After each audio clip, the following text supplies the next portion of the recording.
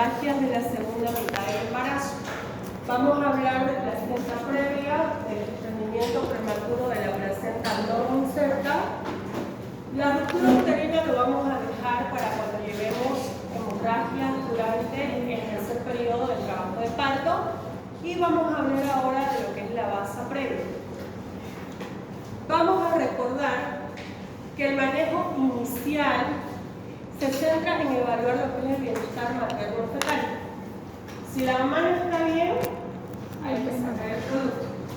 Si el bebé no está bien, hay que sacar el producto, sin importar la edad gestacional. Los cambios ortostáticos en la presión arterial o en el pulso van a indicar un hipovolemia. Y la trombocitopenia es la normalidad del laboratorio más común. ¿Qué es trombocitopenia? Marcos, ¿qué es trombocitopenia? Disminución de las plaquetas, valores normales de las plaquetas.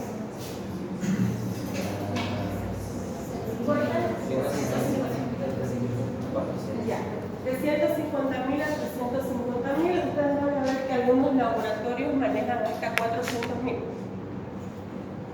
Bueno, vamos a hablar de lo que es la placenta previa. Se define como la placenta que está sobre o cerca del orificio cervical interno. Esa es la definición de placenta previa. Como pueden ver en la imagen, la placenta sería lo rojo y el orificio cervical interno.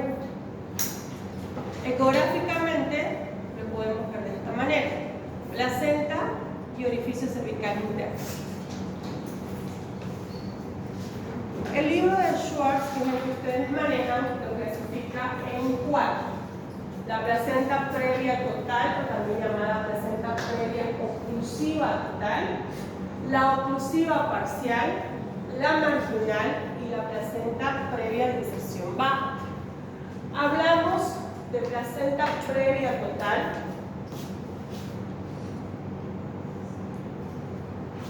Este es el oso. La previa total es cuando la placenta lo cubre totalmente al orificio cervical interno. La previa parcial es cuando no lo cubre en su totalidad, lo cubre parcialmente. La marginal es cuando la placenta llega al borde del orificio cervical interno. Y la marginal o placenta de inserción baja, o también llamada lateral, dice el libro de Schwartz que es la que está aproximadamente a 10 centímetros del orificio cervical interno. Esa es la clasificación, ¿ya? La que vamos a manejar. Pero acá les pongo esta clasificación, que es el último anso, que habla de 3. Solo se las estoy poniendo para que si en algún momento durante su internado ustedes lo ven, no les caiga como de sorpresa, ¿ya? Dice que la completa cubre totalmente el orificio cervical interno. La marginal está a 2 centímetros de este y la de inserción baja de 2 a 3.5 centímetros. Solamente para mencionar, la que vamos a manejar es esta, que es la de nuestro libro base, el libro de Schwartz. ¿Cuáles son los factores de riesgo? Paciente con antecedente de placenta previa en un embarazo anterior tiene factor de riesgo. Paciente con antecedentes de cesáreas anteriores tiene factor de riesgo, ¿ya? Dice que se ve que hay un aumento en las placentas previas por el aumento del índice de cesáreas. Aparte de la placenta previa, también puede existir lo que son las adherencias patológicas de la placenta, que ahora solo las vamos a mencionar y cuando llevemos hemorragias postparto las vamos a describir mejor. ¿Cuáles son las adherencias patológicas de la placenta? Puede ser una placenta ácreta, una placenta pércreta o una placenta íngreme. Eso depende de cuán adherida está al útero. Las multíparas vienen a ser otro factor de riesgo. La edad avanzada, pacientes mayores de 40 años, antecedentes relegados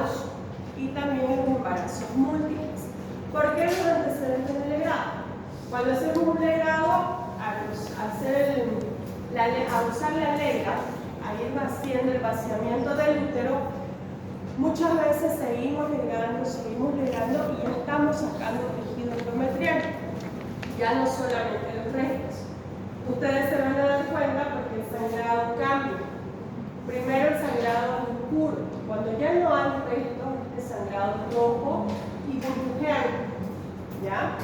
Entonces cuando legamos demasiado podemos provocar lo que son adherencias o sinergias, ¿ya? Otra causa que habíamos dicho es el embarazo múltiple. Normalmente la placenta puede migrar hasta las 28 semanas de embarazo. ¿Qué quiere decir esto? 24 o 25 semanas podemos hablar de una placenta de inflación baja. Pasadas las 28 semanas la placenta ya no va a migrar. La placenta se queda donde ya está, ¿ya? ¿Cuál es el cuadro clínico? Para diagnosticar placenta previa, lo que manda es la clínica que presenta la paciente. Lo confirmamos con una ecografía. Pero si la paciente les llega sin dolor, con sangrado rojo, mutilante, eso les hace pensar que es una placenta previa y que está sangrando. Esa es la característica. Cuando les llega a la paciente sin dolor, con sangrado, rojo, mutilante, algún factor de riesgo de los que hemos visto, no debemos hacer tacto vaginal hasta demostrar lo contrario, hasta que hagamos una ecografía y confirmemos o descartemos la placenta previa. Porque si nosotros hacemos el tacto vaginal, vamos a movilizar probablemente ese coágulo que se ha formado para tamponear. Al hacer el tacto, lo movemos y provocamos mayor sangrado. O vamos a movilizar algún cotiledón y vamos a provocar mayor sangrado. ¿Qué son los cotiledones? Adrián, ¿qué son los cotiledones? Los cotiledones son una formación del embarazo. ¿Dónde están los cotiledones? En la cara materna de la placenta. Entonces, no hacemos el tacto hasta demostrar lo contrario. Puede suceder que no sepamos las características clínicas y hay un dicho que dice, medio que no mete los dedos, mete las patas, ¿ves? Que algunos van y meten directamente los dedos. Si es el caso, porque ustedes no saben las características clínicas, lo que van a sentir es como una esponja, como una almohadilla, ¿ya? Entonces, si lo saben, no hacen el tacto. Está contraindicado. El diagnóstico es clínico y ecográfico. Para que lo vean mejor acá. Todo esto sería la placenta. Este es el cervix. Y obviamente que este sería el orificio cervical interno. Porque es lo que está hacia adentro, ¿cierto? ¿Y qué hay dentro del cervix en el embarazo? ¿Qué cosa? ¿Alguien dijo por ahí?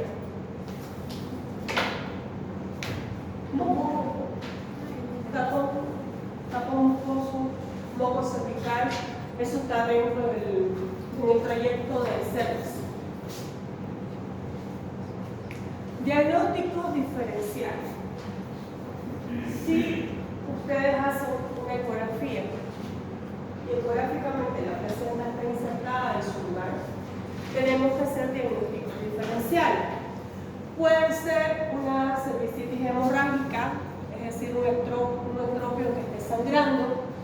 Puede ser un CA del cuello uterino. Puede ser que se rompió alguna varice que haya en vagina. Y aunque el sangrado es diferente, debemos hacer un diagnóstico diferencial con el DPP, con el desprendimiento prematuro de la placenta. Normalmente vamos a ver adelante el sangrado oscuro, pero si el desprendimiento es bajo, puede manifestarse de color rojo y no de color oscuro con coágulos como normalmente. ¿Cuál es el tratamiento? La principal estrategia terapéutica es prolongar el embarazo hasta que alcance la madurez pulmonar, siempre y cuando la madre y el feto estén hemodinámicamente estables. ¿Me hago entender? ¿A partir de cuándo el feto se comienza a madurar solo los pulmones y no los que requieren de ayuda? Pediatría, chicos. ¿A partir de qué semana?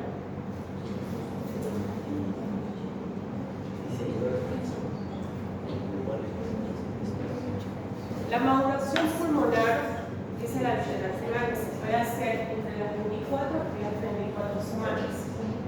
Hacemos en edades extremas como ser 24 o 25 semanas cuando va a finalizar el embarazo. Otras literaturas hablan de las 28 a las 34 semanas. La maduración pulmonar, pregunta del examen, se hace con corticoides. Normalmente usamos la betametasona.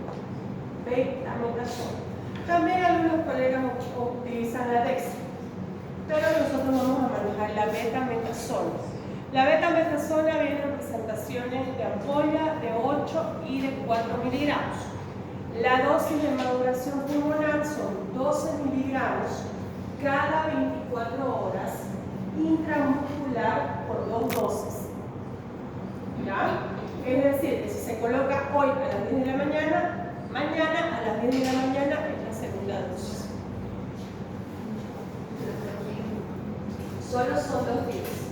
Hay muchos artículos de estudios que se han hecho en los cuales sugieren la maduración pulmonar cuando el embarazo tiene riesgo de finalizar en los próximos 7 días.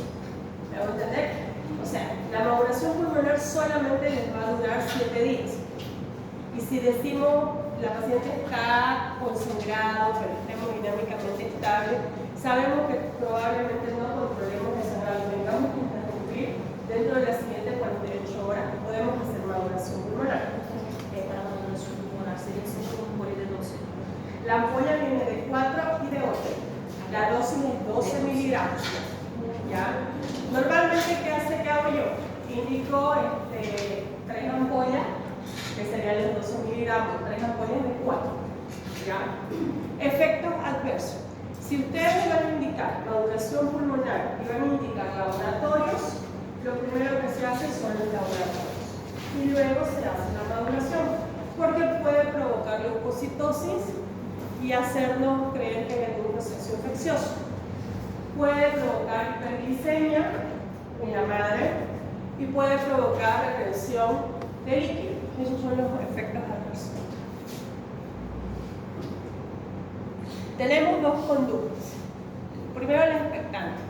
Paciente que les llega a la emergencia con sangrado, se diagnostica placenta previa, se va a internar a la paciente. Si la paciente está hemodinámicamente estable, la tenemos internada en reposo hasta que ceda lo que es sangrar, o sea, deje de sangrar. Sí vamos a controlar fetocardia, dinámica uterina y sangrado transvaginal. Si hay dinámica uterina, es decir, si hay contracciones, va a provocar que haya mayor sangrado. La fetocardia nos va a decir si el bebé está haciendo un sufrimiento, si está habiendo una alteración de su bienestar. ¿Cuánto es lo normal de la fetocardia? Fuerte. De 120 a 160. Eso es lo normal de la fetocardia. Sea bradicardia o sea taquicardia sostenida, nos está diciendo de que no están bien las cosas acá adentro. Hay una alteración de su bienestar. Así como nosotros nos manda corriendo al bloque 8, van a llegar con taquicardia, se calman y vuelve otra vez el corazón a lo normal. Lo mismo pasa. Si nosotros identificamos una taquicardia, debemos escuchar para ver si en algún momento vuelve a su normalidad. Pero si es una taquicardia sostenida, es decir, 170, 180 y no baja, también muchas veces decimos a la paciente póngase de cúbito lateral izquierdo. ¿Por qué piensan que se indica a una embarazada en reposo el decúbito lateral izquierdo?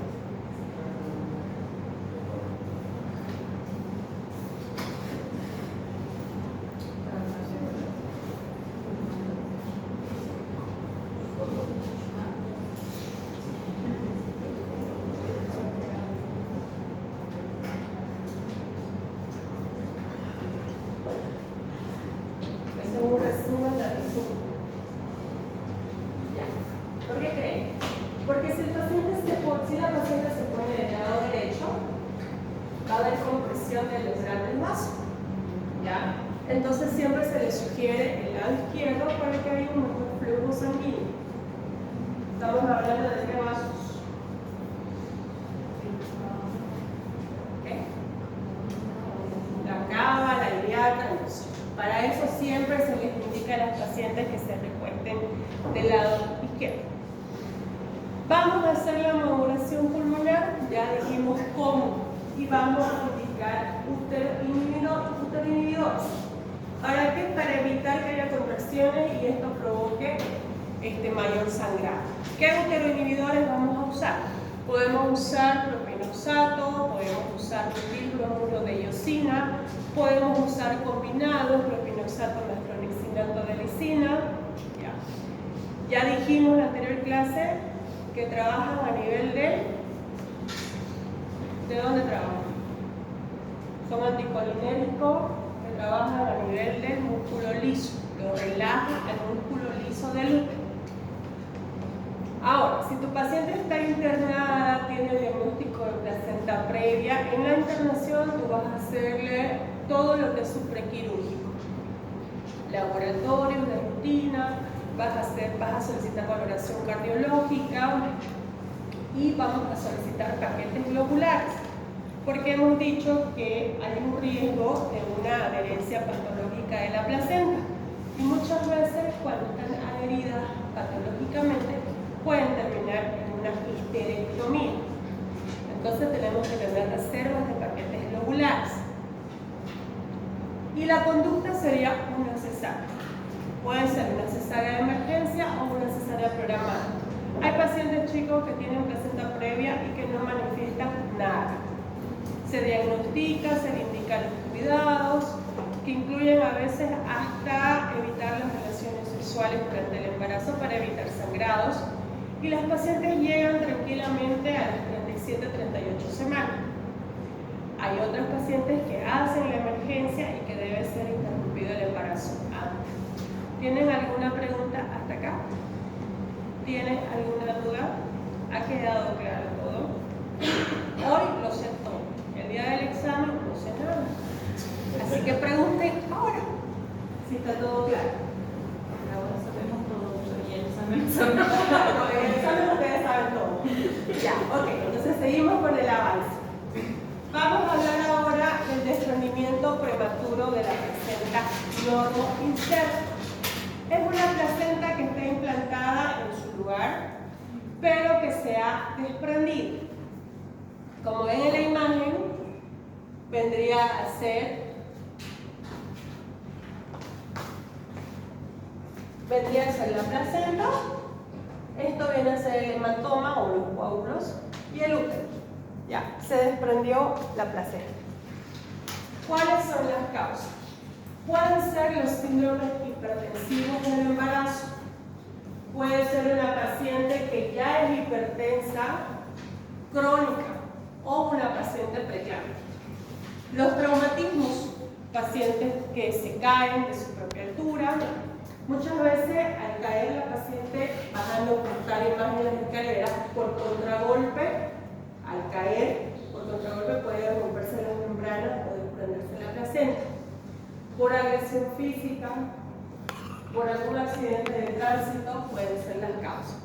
Las multíparas, la edad avanzada, los leiomiomas también pueden provocar que la placenta se desprenda.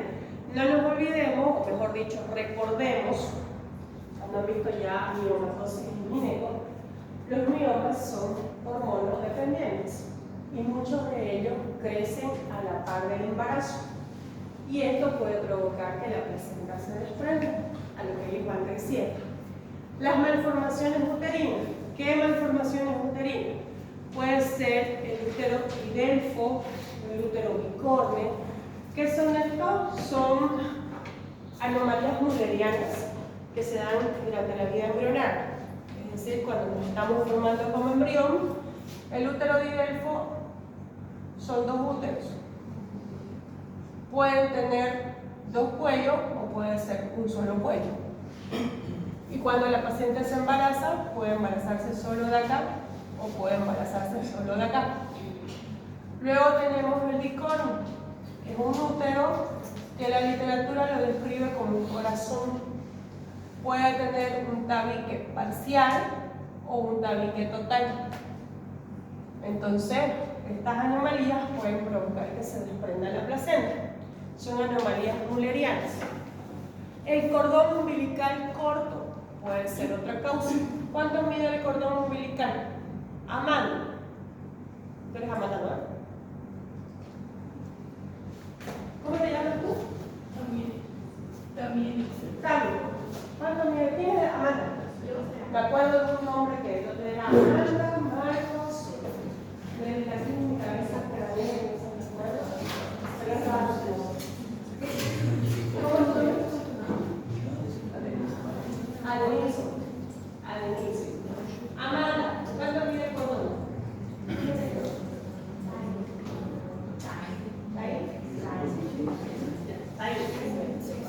¿Cuánto mide el cordón?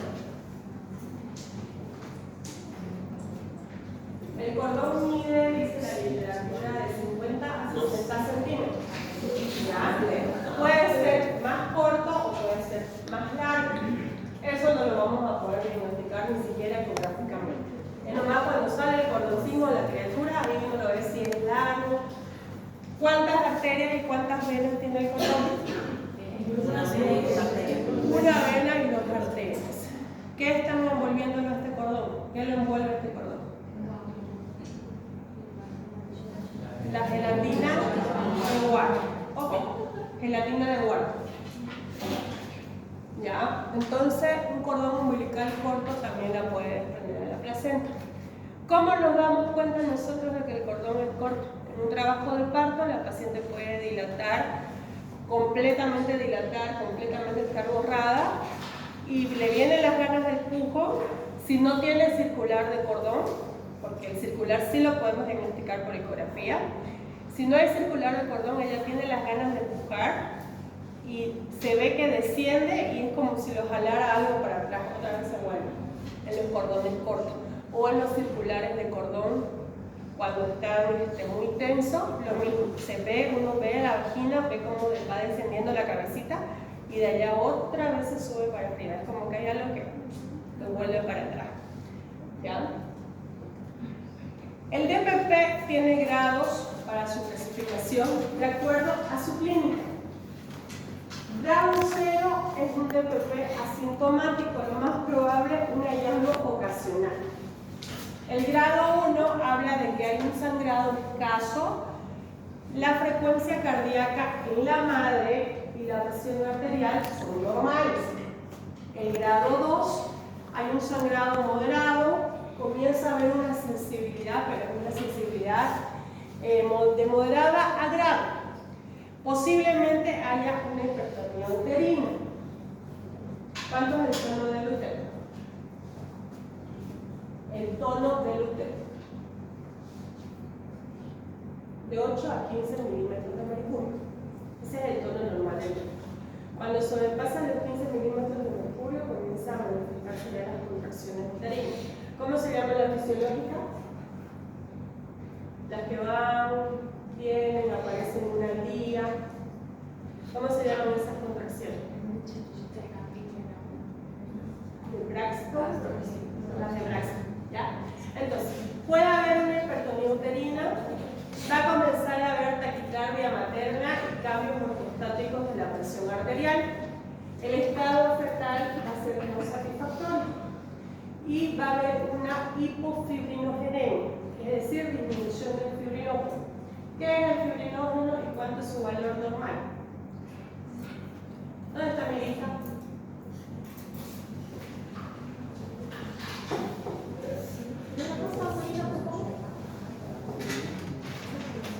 Me hubieran avisado que ya no había espacio.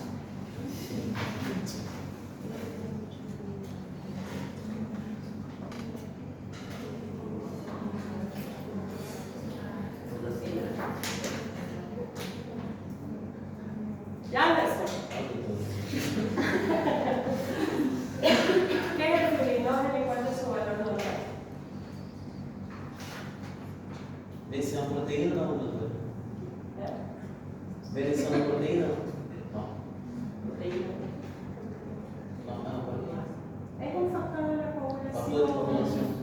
factor de la acumulación, ¿cuál es su valor normal? De 200 a 400. Ese es su valor normal. ¿Ya? Chicos, no tengan pena de hablar. Por ejemplo, acá dice sabías. Habla. Si te equivocas o nos equivocamos, porque tampoco lo sé todo, lo arreglamos entre todos. ¿Ok?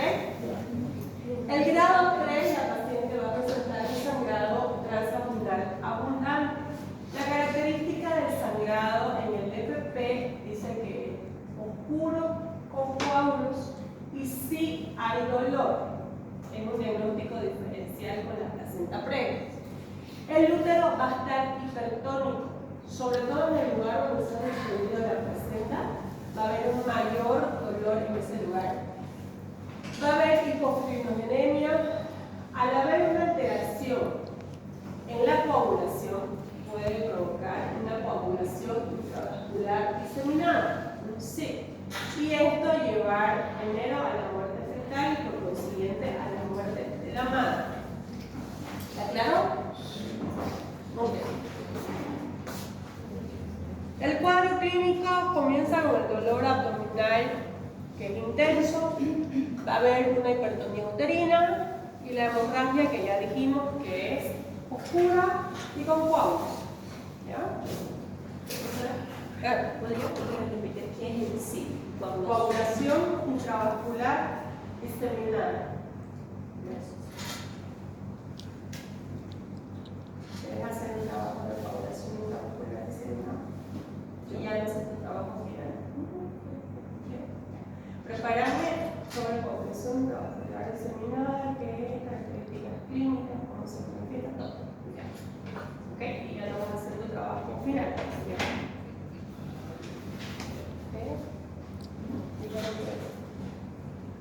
El diagnóstico por anamnesis. Oigan, ese calor, aquí no puedo ver el calor. Lo prende. Está caliente.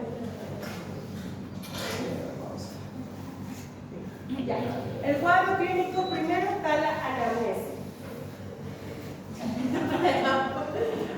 Lucas se escapó del aire y yo hice planear acá. Ya. La anamnesis. Para cualquier patología, la clave del éxito es la anamnesis. Saber llegar a la paciente o al paciente. Poder obtener lo más que se pueda de la información. Cualquier dato que se nos escapa, les voy a contar. Me llegó una paciente a la privada con una masa tumoral. Llegaba hasta arriba del ombligo, eran como 22 centímetros de altura, no estaba embarazada, era lateralizado al lado izquierdo. Conversamos con la paciente, venía de un hospital público donde le dijeron que era un tumor, un abdomen, y le hacen una tomografía y venía la masa de anexo izquierdo. Entonces dijeron es un quiste hemorrágico, dijeron. Comenzamos a charlar con la paciente y la paciente va narrando la historia. Un quiste hemorrágico no va a durar 23 días, y menos en ese tamaño.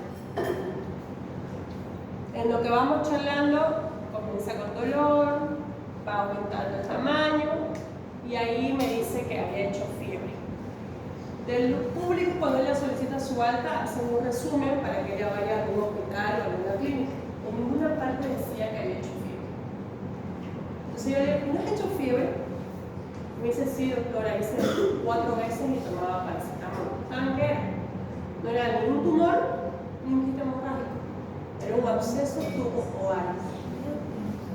La fiebre era la clave, porque ella tenía leucocitosis, tenía desvío a la izquierda, las plaquetas estaban en 954.000, o sea, estaba haciendo una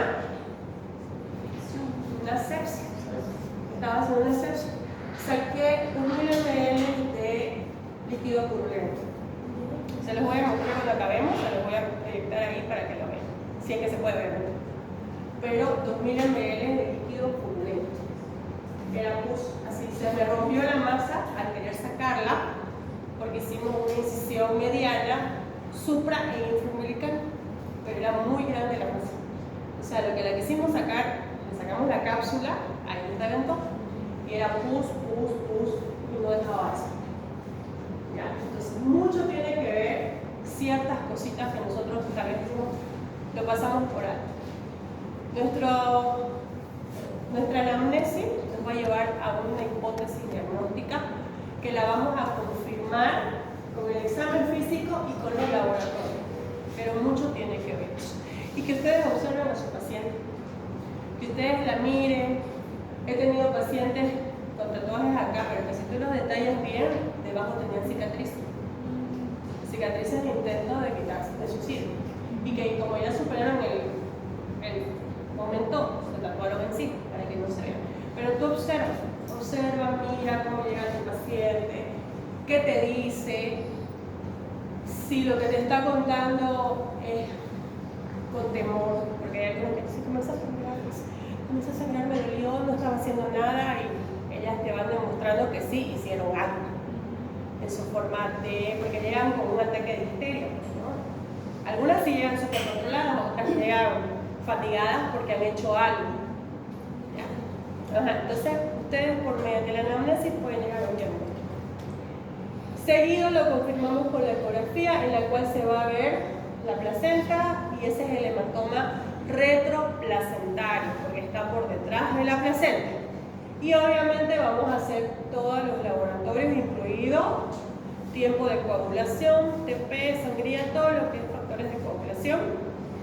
Y también vamos a pedir urinógeno. El tratamiento es la cesárea, porque hay dolor, este dolor va a provocar que se vaya desprendiendo más la placenta, estas contracciones, y al desprenderse más la placenta va a llegar el momento en el que se desprende totalmente y el feto va a ubicarse intraútero. ¿Ya? ¿Cuáles son las complicaciones? Existen complicaciones maternas y existen complicaciones fetales. Cuando hablamos de maternas, estamos hablando de un shock hipovolémico.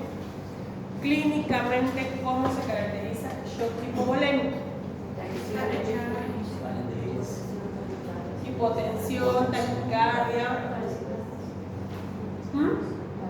palidez, ¿qué más va a estar la pasada? Los milagros, ¿no?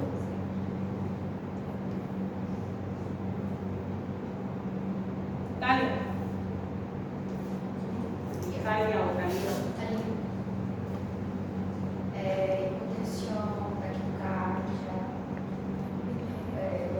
palidez, Diaforética, en caso ya de shock hipovolémico más severo, confusión. Ya, okay. También va a haber como una probable complicación la coagulación intravascular diseminada, la hipotonía uterina, que quiere decir que el útero ha estado tanto tiempo contraído, duro, tan hipertónico, que una vez sale el feto, hace una hipotonía o una atonía, es decir, que salió el fetito y ya no tiene la capacidad de contraerse, le cuesta contraerse y muchas veces termina en una histerectomía, porque al no contraerse va a haber mayor sangrado. Si recordamos, este era el útero, ¿verdad? Vamos a decir que la placenta estaba ahí. Una vez sale la placenta en cualquier embarazo, quedan unos pequeños vasos, ¿cierto? Que se llaman el lecho sangrante. Cuando sale la placenta producto de las contracciones uterinas, ¿dónde nacen las contracciones uterinas? ¿Dónde nacen?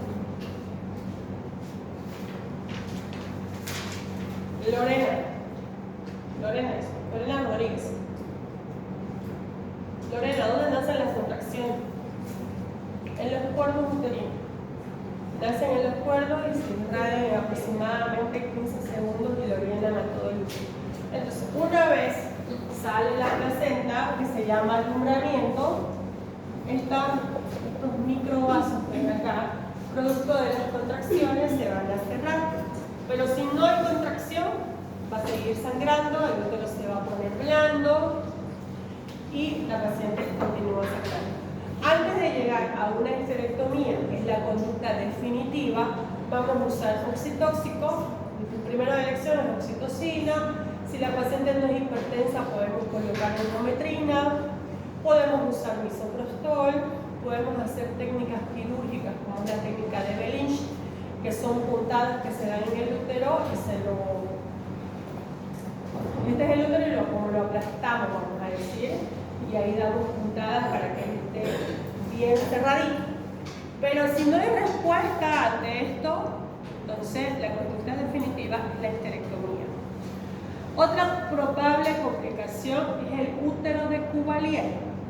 ¿Qué es el útero de Cuvelier? La infiltración hemática del útero. Este es el útero. Se desprendió la placenta y todo esto es sangre. Al no tener dónde salir la sangre, lo comienza a infiltrar al útero, buscando una salida. Entonces, el útero de Cuvelier es la infiltración hemática del útero. Es una complicación del DPP. Y la más grave pues sería la muerte materna.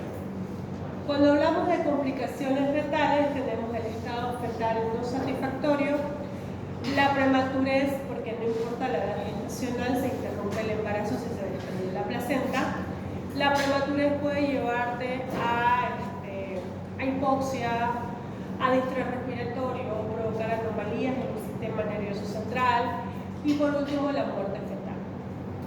Los hallazgos de laboratorio para diagnóstico de la coagulación intravascular diseminada, primero la trombocitopenia, es decir, disminución de las plaquetas. El TP, el tiempo de protrombina, se va a prolongar, va a haber una disminución de fibrinógeno y lo que es la trombina y la fibrina van a estar elevados. Por último, la basa previa. ¿Se acuerdan que hablamos de que el colon tiene dos arterias, unas venas, alrededor tiene lo que es la gelatina de cuarto?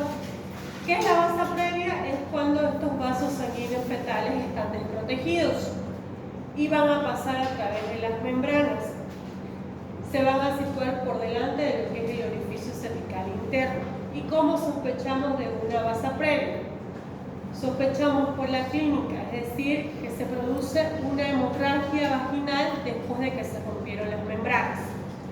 ¿Cuáles son los factores de riesgo? La fecundación in vitro, el embarazo múltiple, una placenta previa también puede ser un factor de riesgo. ¿Cuál es la conducta? Una cesárea. ¿Ya? Doctora, no entendí qué es basa previa. No entendí. ¿No entendiste qué es? Ok. Los vasos sanguíneos, ecográficamente ustedes van a ver la vena y las dos arterias. Estos vasos están cubiertos por una gelatina. Cuando estos vasos están desprotegidos, es decir, que no tienen esa protección, se llama basa previa. Y va a situarse por delante del orificio cervical interno, como se ve en la imagen.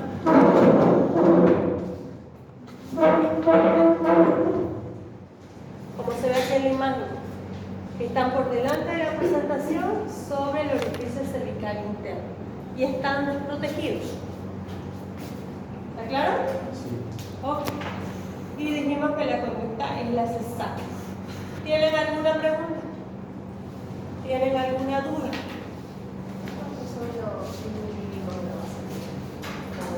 Se rompe la membrana y sale con sangre. Esa es la característica. ¿No hay dudas? Bueno, para los que recién están viniendo hoy, en la primera clase habíamos conversado con sus compañeros que el examen práctico son casos clínicos. Pueden ser casos clínicos en aula, pueden ser con pacientes en el hospital. Eso lo vamos a definir cuando nos toque el primer paciente. Los casos clínicos son algo así como está en la imagen, de la cual yo les voy a dar datos de pacientes ficticias que llegan a la emergencia. Mediante los datos que yo les proporciono, ustedes llegan a una intuición diagnóstica. Puedo pedirles solamente diagnóstico, puedo pedirles alguna conducta, o puedo hacer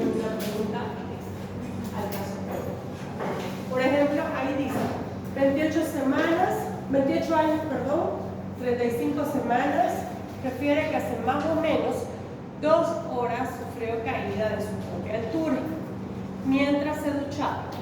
Refiere un dolor abdominal intenso y un escaso sangrado transvaginal.